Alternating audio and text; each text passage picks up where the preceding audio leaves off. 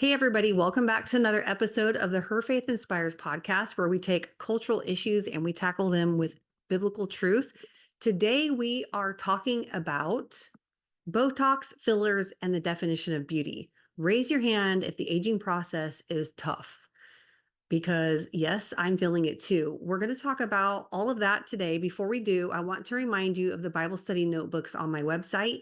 You can get a hard copy or you can get it and download it if you would like that faster. They are inductive studies on the books of Titus, the seven churches in Revelation. There's also an apologetic study on truth and morality, laying the biblical foundation for that. There's lots of options for your study needs. You can find those at shandafulbright.com/shop to check it all out. Also, don't forget about the amazing opportunity right now that you have to sign your child up, who is, I say child, it's an older child who's 16 to 22 years old, for Summit Apologetics Camp. Right now, you can get $200 off registration for the early bird signups, and then you can get an additional $200 off with my code Shanda25. So that's, $195 at the moment. You can go on registration and save your student spot just by paying the $195, but you get $400 off the total at this point in time. So you'll want to go to summit.org/Shanda to sign up. You won't regret it. Again, it's only $195 to save your child's spot for the summer, because once they're full for these different sessions, then you're going to either have to find another session or,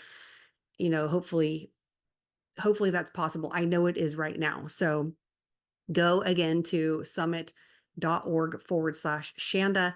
And then finally, Dr. Frank Turek and I have a brand new course coming out called the Expedition to Reality, where we explore the claims of major worldviews and religions. You can find that course at onlinechristiancourses.com.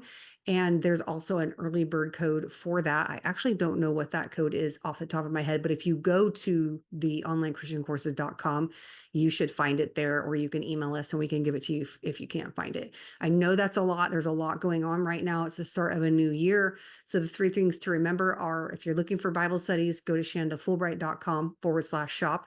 If you're looking for summer camps, which it's going to come fast, it's January, but if you're looking for the best camp, not just a summer camp, but the best camp that will equip your students to know what they believe and why, and get exposure to some of the best apologists in the country, then go to summit.org/Shanda to sign them up today for only $195. Use my code Shanda25 for an additional $200 off, and you'll save lots of money doing it that way. And again, go to onlinechristiancourses.com for the Expedition to Reality for 7th through 9th graders, where they get a live course with myself and Dr. Frank Turek starting next month. Okay, all that's out of the way. Today, we're talking about some things that have to do with beauty and who defines beauty. I'm going to reveal some of my own struggles, because I like to be real with you. We're all human beings, and believe it or not, we all struggle with the same things and temptations when it comes to this area, especially for women. So let's just be real with each other, right? We're going to discuss the following three things. First, the current beauty trends and the cosmetic industry might surprise you. It definitely surprised me in preparation for this. Two, what the Bible says about beauty and how the world defines it. And then three, some of my own struggles with this and what I've learned over the years. Okay, so let's look at some current beauty trends. I was born in the mid 70s, and I was a kid in the 80s, and then a teen in the 90s, because I was born, like right smack dab in the middle of the 70s. So I feel like I went through all those decades kind of growing up. In the 80s, I really didn't care what it looked like. I was too young, to be honest with you. And of course, in the 70s, I was a toddler, so I didn't remember what the heck. No, I don't remember nothing about the 70s, because I just was way too young for that. But I know, like, I know what it was like to be a middle schooler in the very late 80s. I was on my way into high school in 1990. And I personally think the 80s look is the most hideous of them all. I mean, what's with the hot pink blush? Who did that? Explain yourself. Whose idea was it to spray your bangs 2 feet above your head? Were we pointed with our height and wanted to add maybe a few inches, sticking our bangs straight up in the air. It just doesn't make sense to me. And when I see pictures of people in the 80s, I'm like, ugh, did people really think that that looked good? And then the 90s came along. It's when I started to care and how how I looked, and I was in high school. So I actually did do my hair. The MC Hammer pants were all the rage, and we would take the bottom of our jeans and sort of cuff them, tuck them, so they looked almost like skinny jeans. I think that's probably why the inventor of the skinny jeans was a genius. He's probably like, I got you, 90s kids. He or she was able to channel their 16-year-old self, and they made a pair of pants that they did not have to fold over, but had the same effect. Good one, Mr. Skinny Jeans. But we're not really talking about clothing as much as we're talking about wrestling with keeping our beauty and investing in the outer person more than we do the inner person. So I think clothing has something to do with it. I don't think it has a lot to do with it. But what I'm trying to make the point here is trends are just a thing. There's going to be trends. What goes around ends up coming back around. I like bell bottoms. I think I don't know. Some people say it might be like a 70s boho. I think I'm a 60s boho more look. I like the crocheted kind of sweaterish looking stuff. I put like a band around your bangs or your forehead. Give me all that. I like that stuff. But that's easy clothing. But we're talking about the aging process here. We're talking about skin and hair color and all of those things in the cosmetic industry. And the cosmetic industry is one of the most successful industries in the world, according to helpllama.com. They had a lot of interesting information for us about cosmetics and the cosmetic industry. The beauty industry generated $528.59 billion worldwide in revenue in 2022 and is estimated to generate $579 billion in 2023. Global beauty industry revenue is expected to top $716 billion by 2025. If you're in the skincare, makeup, beauty industry, you're in the right place because it's not going anywhere. I mean, it's just increasing. And the beauty skincare industry generated $100 billion in revenue in 2023 or 2024. So here's the breakdown though. When you look at the whole view, that's the whole view. That's how much it is, that people make worldwide in the cosmetic industry. But what does that look like per consumer? Well, an annual expenditure on beauty products is $182.30 per consumer in the United States. That doesn't sound like a lot when you're breaking it down by person, right? So that's an annual expenditure. That's only yearly, $182.30. American women spend on average $313 a month on cosmetics. On an average, American women spend more than $3,756 annually on beauty products and services. So that could be like, again, not just your makeup and your cosmetics, but services as well. The cosmetic industry spending, it topped $483 billion in 2020. Americans spend between $244 and $313 on cosmetics every month on an average. 3 out of 4 beauty customers respond well to personalized recommendations. So a lot of this is going to be out of word of mouth. If somebody says, hey, you should go buy this mascara at Sephora, people are probably going to do it. Hence the reason we have influencers on Instagram who show you a lash tutorial and then say, write lash in the comments and I'll send you the link. And guess who does it? Yo, girl, because God, I'm growing out my lashes and I need some mascara. But that's exactly what the statistics bear out, that a lot of times this is by word of mouth. 1 in 5 women changed their skincare routine because of the COVID-19 pandemic. I don't know why I always change my skincare routine. I'm not consistent with nothing other than putting moisturizer on my face at night. 67% of beauty shoppers say they turn to influencers to discover new products. Okay, again, it works. And then that source is Statista, swansdigital.com. Honestly, I wrote this stuff, you guys, because I wanted to give credit to who it was due. I'm just gonna have to put it in the show notes because some of it I can't read it. I don't know how it's pronounced. The US spends more money on beauty than any other country in the world, not surprising, at $89.7 billion. China is next at $58 billion. Russia is the least at $11.4 billion. So we lead the way by about $30 billion each year. We lead the way over any other country. And then L'Oreal is the one that nets the most at $250 billion annually.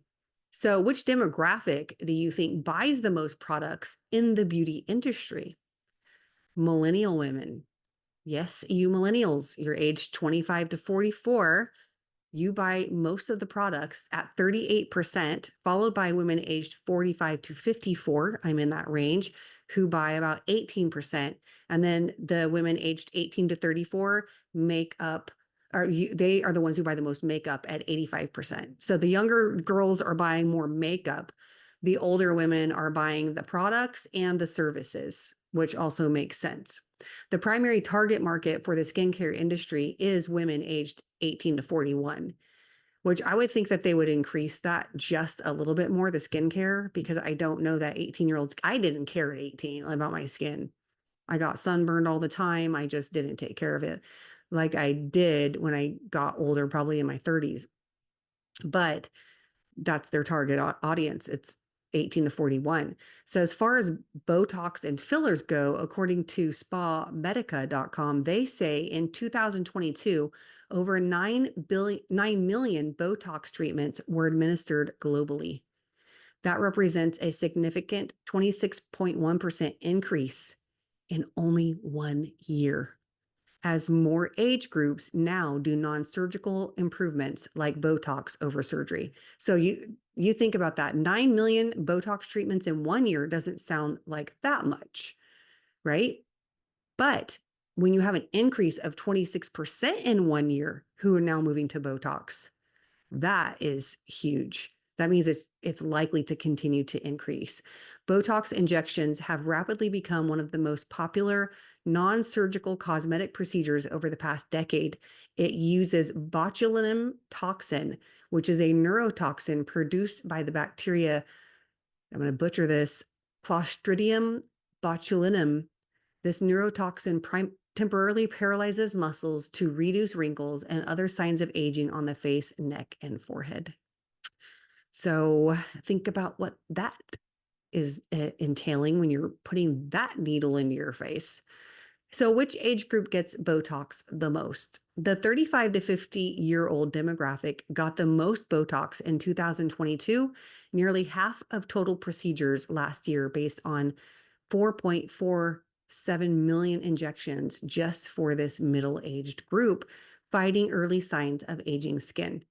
However, the 18 to 34 age range still has 2.2 million Botox treatments in 2022.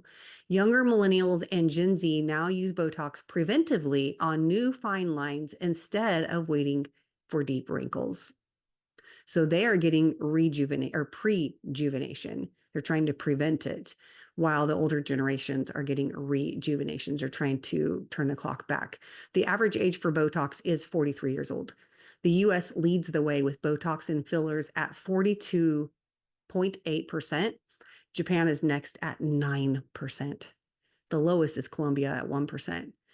So let me just repeat that stat for America. It's 42.8%, leading the way with Botox injections. Japan is next at 9%. I mean, that is 4 times more than the next greatest country that uses Botox. We really emphasize the way that we look here. And a lot of these, when I'm reading numbers, sometimes I get jumbled up in the numbers. Guys, if you really want to know and dig into the weeds on these, it'll be in the show notes, because sometimes it's better to go back and read it and be like, okay, that's what she was trying to say, but mumbled it or jumbled over her words.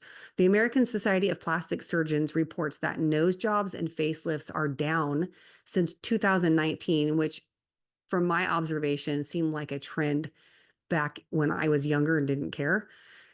And with the rest of the non-invasive procedures like Botox and fillers, some women have sort of ditched those more invasive surgical procedures. I remember people getting surgical procedures on their face and their faces would be all bandaged up. It's like Hollywood movie stars. And that's just a thing of kind of like the past. I don't know that those are very popular anymore. You don't really have to do those. I mean, I'm sure nose jobs, some people want their nose completely reconstructed, but for the most part, people are turning to Botox and fillers because they're non-invasive. So my opinion about Botox is that you're supposed to smile. You're supposed to have natural lines. Now, again, this isn't easy for me. So I get them and I see them and I laugh a lot and smile a lot. So I have those wrinkles around my mouth. I have wrinkles on my forehead. But I think now that so many people get Botox, I can tell when somebody does have it because they're expressionless. Their faces can't move. I even noticed it on like movies and stuff. I'll watch to see if a woman's forehead ever like crinkles or anything when she's supposed to be frowning. And I'm like, oh, that lady's got Botox because she can't move her face. So I think over time, if you're putting botulism into your face, that's atrophying your muscles over time. My question is, will that have the adverse effect that you want? Because muscles are supposed to be they're supposed to be used or they will atrophy. So if you're atrophying your muscle purposely by not letting it move so that way you don't get wrinkles, well, then it's going to naturally just shrink and then your skin's going to sag anyway. So all of these girls that are getting this done at like 20, 25, 30, by the time you're 50, if you continue to get Botox, what is that going to look like? So that's my question. I guess it is more on the fairly new side and we won't know some of those things till later, but either way, you still are injecting your face with a toxin, right? And again, this goes back to prejuvenation and rejuvenation. Prejuvenation is where these young women are saying, oh, I don't want to get these fine lines and wrinkles. I'm going to inject my face now so I don't have to deal with that. And then if I don't frown and I don't laugh and I'm not able to move certain muscles, then I won't get those wrinkles later on.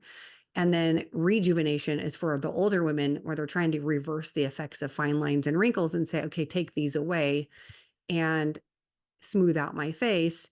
And then I also won't get any more. That's what somebody had told me before. Well, if you get Botox, and it also is preventive too, because then you won't get more wrinkles. But again, my question is your face going to sag?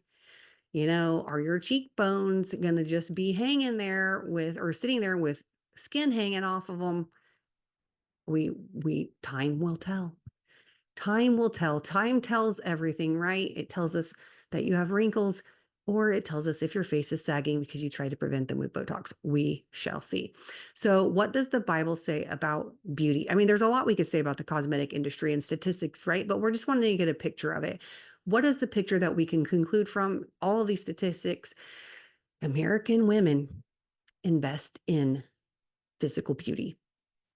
They spend lots of money on it. We invest in it financially. We invest it with our time because we know when we go to those spas or go to those hairdressers or, you know, wherever we're going to get this done, those medical spas, it's going to take some time. And we put in time, we put in money, we care about how we look. But what does the Bible say about beauty? You're not going to like it because it tells us that beauty does not last. Proverbs 31:30 says, charm is deceitful and beauty is passing, but a woman who fears the Lord will be praised. And in some translations, instead of passing, it said, or instead of fleeting, it says it's passing. It says that it doesn't last. That's basically what that means. If you watch old movies, you know this is true. My mom and dad are having an anniversary party. It's Hollywood themed. They go all out for their anniversaries, and this one's the big one. It's 50th. And we all have to choose a Hollywood actor or actress from the 1930s, 40s. Well, I'm going to be Katharine Hepburn. And so I've watched a few videos with Katharine Hepburn, and she was beautiful when she was younger, very beautiful. And then when she aged, she had like a tremor. So she shook a lot. And I don't know if that was like, it wasn't Parkinson's, it was a genetic thing, they said, but even her body responded to the aging process. All of ours will. When you watch movies, it's not just Katharine Hepburn, it's even Jennifer Aniston. I mean, that was huge. Friends was huge when I was younger, and she was so young on the show. Well, she's like in her 50s, mid 50s now. So everyone has their own idea of what beauty is. Beauty really is in the eye of the beholder. However, God has his own idea of beauty. And as you might have guessed, it has nothing to do with physical appearance. One of the things I've talked about recently at a few women's events is the idea that there is a difference between being ageless and being timeless. And I believe the Proverbs 31 woman that, or that verse at least, shows us that dichotomy of ageless versus timeless, because we see she was not ageless because she said charm is deceitful, beauty is passing. But we see that she was timeless when she said, but a woman who fears the Lord will be praised. So let me explain what I mean by that. Eve was both ageless and timeless when God created her. But after the fall, she experienced the consequence of death. The aging process started and she could no longer hold on to the beauty that she had, because over time she was going to lose that as she aged.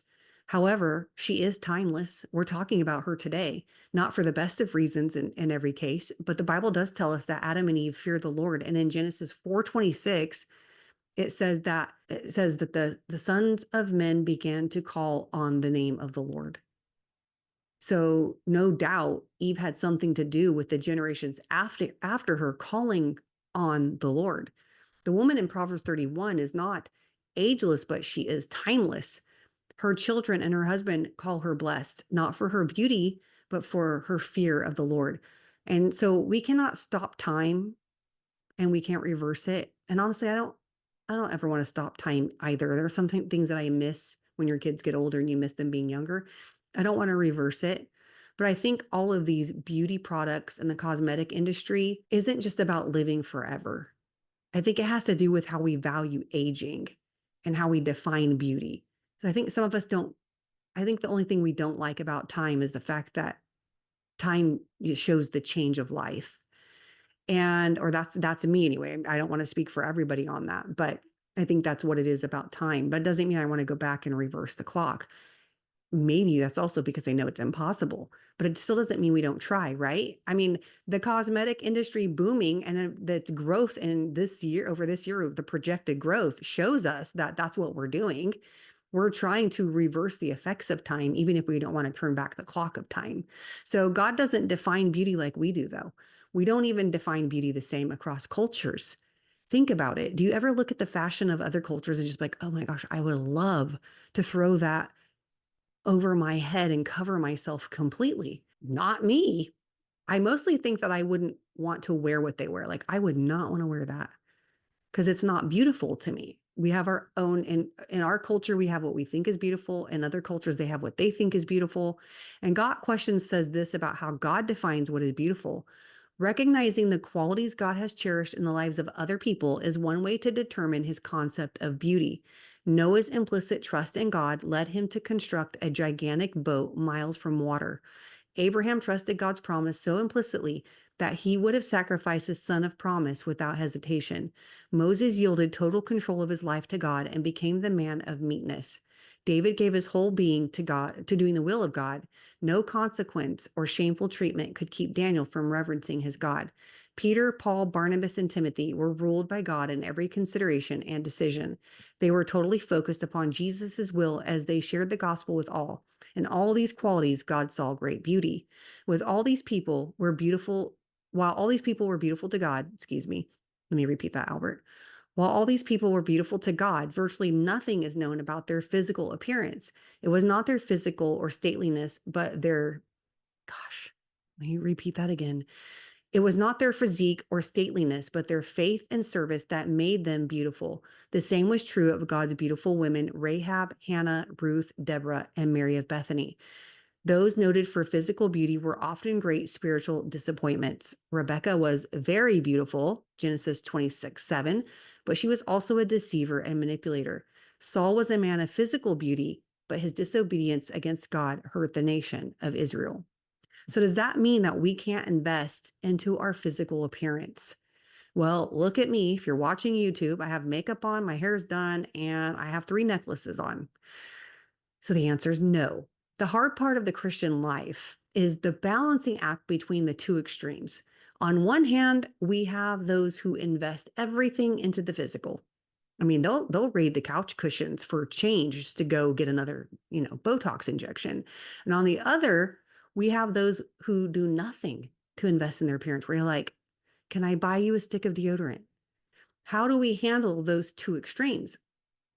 Peter told the church to not only consider the outward appearance, as far as the beauty is concerned, but the inner beauty of a gentle and quiet spirit. He actually said, women, let that be your aim. Some people think that means Peter said women should never speak or braid their hair, which was a cultural hairstyle back then, the braiding of the hair. So he's not telling everybody to have their hair braided.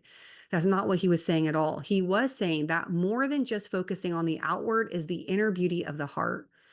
And since God looks beyond the physical to the heart, that is what God is looking for when he sees us. That's what God calls beautiful, the inner person of the heart. I don't think God ever cares what shoes we wear.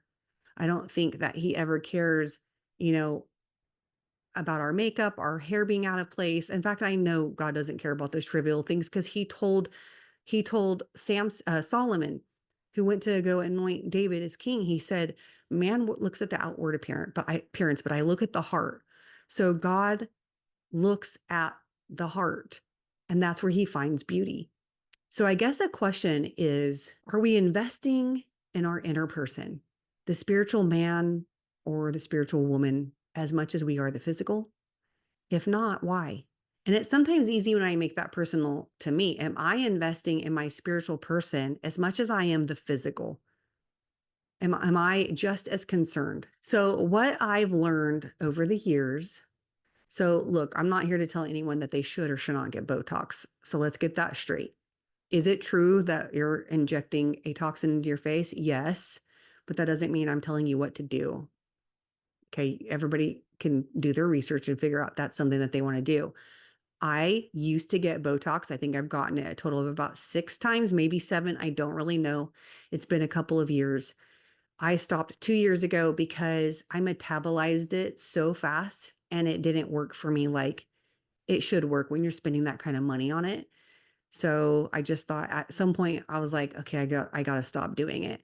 And then I also heard that you have to wait 3 months or wait a certain amount of time, because if you continue to get it, your body can become what's it called? Immune to it, or build up an immunity to it, or something like that, where it's not as effective. But I work out a lot and my metabolism is high.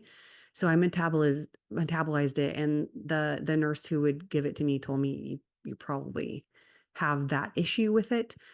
So I stopped mainly for that reason, but there was also something that I heard a couple of my friends who do a podcast. Their name is Rita and Cecily. They do the Clap podcast, and they're super into health. Rita is a registered nurse, and she was talking about what it is that we're putting into our faces, like botulism, and what it's doing. And they said the word atrophy the muscle, and me being an avid exercise junkie understands what that means. I don't want my muscles to atrophy. I'm actually working to strengthen and build the muscle.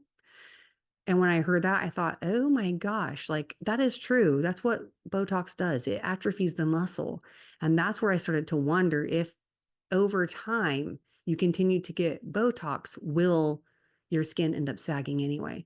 So you may not have wrinkly skin, but you'll have saggy skin. So with that, and the fact that my body was metabolizing it, I just thought, I'm not spending my money on this anymore. It's a waste of money. So that's when I stopped. That's why I won't tell people what they should and should not do about Botox. I mean, you got to figure out, we all have our struggles. Work through your struggle with the Lord. I'm not God, so that's where I'll leave it. But I never got fillers, and I won't get fillers. I can spot a lip filler coming around the corner before the person whose lips are filled is in view. They're always way out there. It never looks natural to me, and the lips are always weird looking. Cheeks, same. Don't get me started. It distorts the structure of the face. I think people just look different. Sometimes I'll be like, hey, look at that singer, or look at that movie star. They don't look like that. They're getting fillers. That's exactly what I say. Oh, they don't look right. They're getting fillers. So yes, I got Botox a few times, but then that ended, and then I won't get fillers just because I've never thought that they looked normal. I just don't feel like if you want to work on your skin, fine, but to change the way you look, I'm like, why? God made you who you are. So there's some things that we have to come to terms with regardless, right? And finally, as far as what I've learned, I used to get lash extensions, or this is me just being honest, and I'll tell you what I've learned in a minute. I used to get lash extensions for years. I love lash extensions, but I can't get them anymore because I got shingles in my eye last year in May. And then I immediately was like, I cannot wait to get my lashes filled because they were getting scraggly by that time. And I did, and I kept getting eye infections. So the doctor was like, I don't recommend you getting that anymore. So I stopped, and because I had to work on the length of my lashes. That's what I've been doing. That's why I said, give me all the mascara. You know, I stopped getting lash extensions, and that's been difficult. My husband, every time I wonder, like, should I go try it again? I'll ask him. He says, no, you're growing them out. They're looking good. And so, by the way, here's a little tip. If you've ever heard of Grande Lash Serum, I bought it from Ulta. You probably could get it at Sephora and other places, but the Grande Lash Serum really does work. And I've been consistent with that for a couple months now, and they are getting better. My eyelashes are thick. I don't have a problem with thick hair. I don't have a problem with thick brows. I don't have a problem with thick lashes. My problem is the length. And when you get extensions, your lashes can't grow that long. And so they were super stubby. But all of that to say, I have learned a thing or two over the years growing up in this crazy self-obsessed world. And that's why I wanted to be honest with you guys and tell you what I do, what I've done, and the way that I'm thinking about it and struggling through it because it's not easy. And then what I've learned. First, it is a struggle to accept that beauty is fleeting, especially I think for women. And it's okay to struggle through it. It's okay to recognize that. I think we have to just be honest with that. Some days are going to be easier than others. Some days you're going to be like, I don't care how old I am, whatever, I got another wrinkle. And then I think it's going to be harder for other ladies because we take pride in our appearance. It takes us more time than men to get ready. And we have more accessories and more cosmetics. So it is a greater investment on our part, which means it's harder to swallow, right? It's harder to swallow. And then when we see people on screen that we've admired for years, and all of a sudden they do look older, and that woman's got money to spend and she still can't stop the aging process. Okay, well, then I have to accept it. So that brings me to the second thing I've learned. You can't stop the aging process. We're all going to get old. The 20-year-old that you saw today that you think looks so cute, wearing all the trendy things, is going to get old if God continues to bless her with long life. And don't you want that? I mean, don't we want to get old? Don't we want to be grandmas one day? Don't we want to live long enough to see our kids have kids and be able to invest in our grandkids' lives and to be here, be here with our families? I mean, we want a long life. That's something that is gifted to those whom God desires. And he says it in his word, with long life, I'll satisfy you and show you my salvation. That's Psalm 91, which means that we don't value the elderly like we should. I don't value the elderly like I should. And there is value in a wise woman's words, an older, wiser woman. We can glean from the old and look to them and their beauty, because Proverbs tells us that the crown of an old person is their gray hair. Sometimes we should seek out those who are older and just say, hey, can I ask you a question? Have you been here before in this situation of life? And what do you suggest? They've earned every single one of those gray hairs because they've had to get through them through grit and trials and experiences that were both good and challenging. And so we can learn from them. And hopefully one day other people can learn from us. And then the third thing that I've learned is that my boys don't care how I look. They love me and they never say anything about me getting older. In fact, if I ever complain about how I look, they're like, Mama, you don't look bad at all. God love them. And then, when I got Botox and they knew it, they were like, why would you do that? Why would you go do that? You should not spend your money on that. You should not get that. I mean, they were pretty offended about it.